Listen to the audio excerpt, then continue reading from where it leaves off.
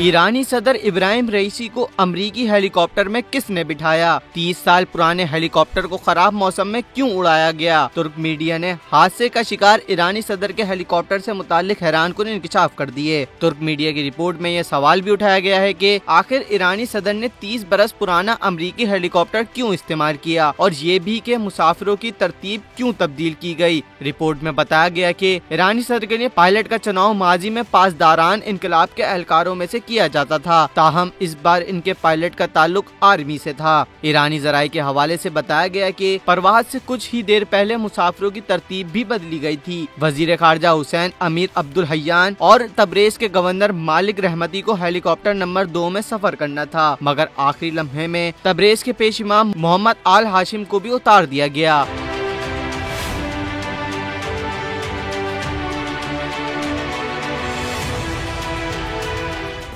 Subscribe करें और bell दबाएं ताकि कोई खबर रह न जाए।